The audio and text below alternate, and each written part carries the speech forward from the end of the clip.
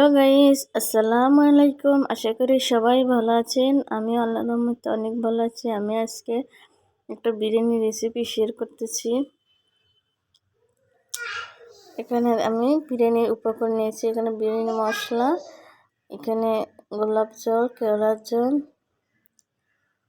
আর একটা গুঁড়া দুধ, কাঁচামরিচ, এটা লবণ, কাঁচামরিচ, বাটা মশলা পেস্ট, কিশমিশ, আলু বোখরা, বাদাম পেস্ট, আর মুরগির মাংস, আর এগুলো আলু ভাজা। আর এখানে আমি তেল, এখানে বেস্টটা তেল ছিল, ওগুলোই এর মধ্যে দিয়ে আমি মাংসটা ভেজে নেব।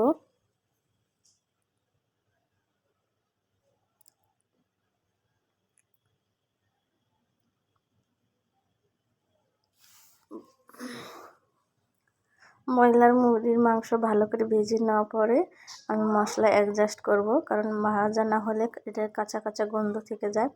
আর এটা টমেটো কেচাপ, আর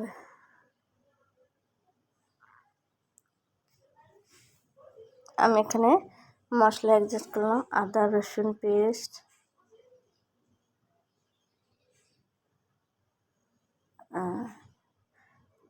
আমি পরিমাপ মতো কিছু লবণ দিয়ে দিলাম।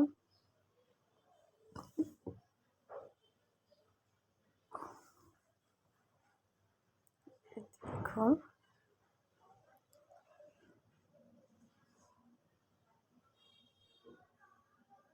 এগুলো দিয়ে আমি ভালো করে মেখে নেব। মাখানো হওয়ার পরে এটাকে আমি কষাবো। আর এখানে কিছু পেস্টটা ভিজিয়ে রেখেছি, কিছু রেখে দিব, বিরিয়ানিতে অ্যাডজাস্ট করব। আর আমি একটু দিয়ে দিলাম। আশা করি আপনাদের সবাইকে ভালো লাগবে আমার এই রেসিপিটা। যারা রাঁধুনি মশলা দিয়ে সহজভাবে বানাতে চান বিরিয়ানি, কোনো ঝামেলা ছাড়াই, এরকম আপনারা ঝটপট বাসায় রেডি করে আপনার ফ্যামিলির সঙ্গে খেতে পারেন। এদের এখানে দেখুন আমি একটু একটু করে কেওড়ার জল আর গোলাপ জল দিয়ে দিব। এর আগে দিয়ে দিয়েছি 1 চামচ ঘি, আর একটু দিব গোলাপ জল, মানে একটু বেশি না। হ্যাঁ,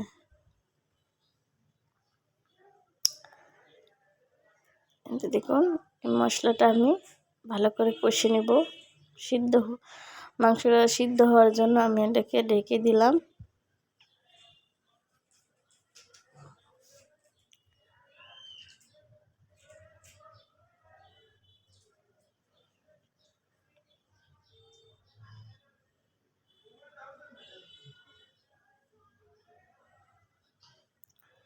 এই তো দেখুন মশলার পানি, সব পানি উঠে এসেছে। আমি এক্সট্রা কোনো পানি দিই নাই।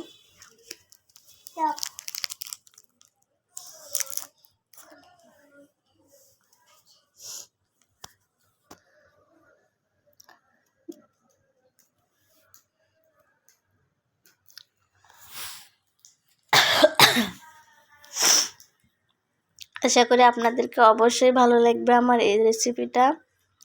দেখুন আমি মাংসটা কিভাবে কষে নিচ্ছি, আপনারাও সেম এভাবে মাংসটা ভালো করে কষে নেবেন, কারণ কষানোতেই তো বিরিয়ানির টেস্ট আসে।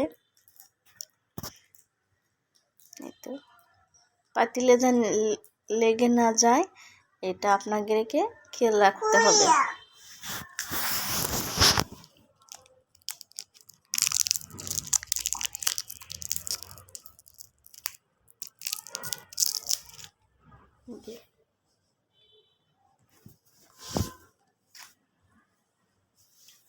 আম্মু তুমি কিছু বলো আম্মু, রেসিপি সবাই সাবস্ক্রাইব করবা।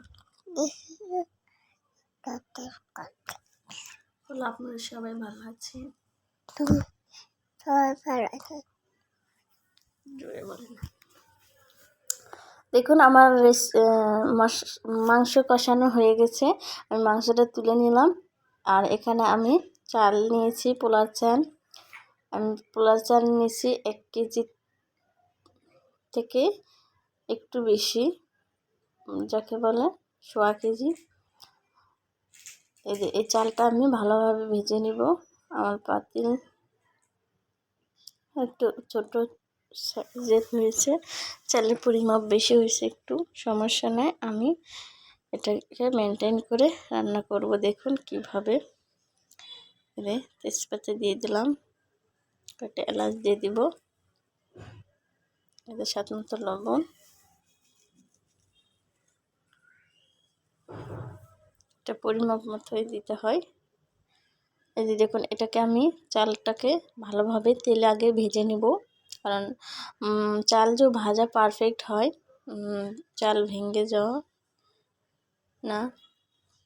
এখানে আমি 1 কেজির জন্য 1.5 কেজি পানি নিয়ে নিয়েছি। আর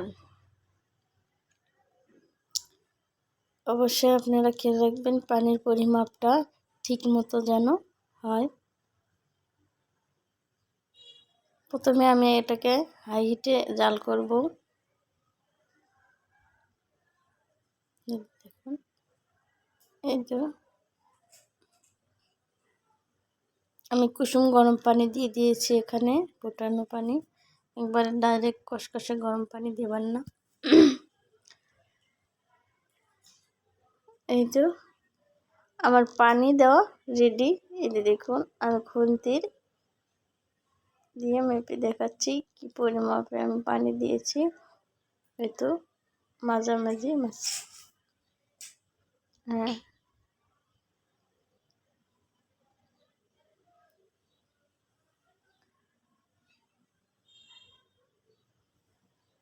এই যে দেখুন। এখন আমি এখানে একটু কেরা জল দিয়ে দিব, আর একটু গোলাপ জল দিয়ে দেবো ফ্লেভার সুন্দর আসার জন্য।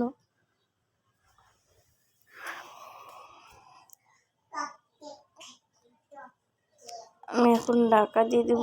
ঢাকা দেওয়ার পরে এটা আমাকে রেডি হয়েছে, এটা আপনাকে দেখা দিতে পারিনি।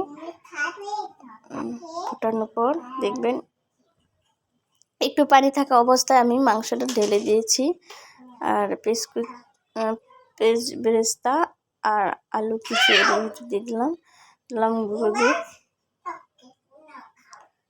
দিলাম কিশমিশ, আলু কলা আর বাদাম পেস্ট। এটাকে আমি ভালো করে নেড়ে দেব। আমার এই বিরিয়ানিটা অনেক ঝরঝরা হয়েছিল আর খেতে অনেক টেস্টি হয়েছিল, আলহামদুলিল্লাহ। আপনারা বাসায়, আমার পাতিলটা একটু ছোট টাইপের হয়েছে, এর কারণে একটু রাড়াতে সমস্যা হচ্ছে। আপনারা পারলে একটু সরানো পাতিলে বিরিয়ানি রান্না করবেন। আশা করি আপনারা সবাই ভালো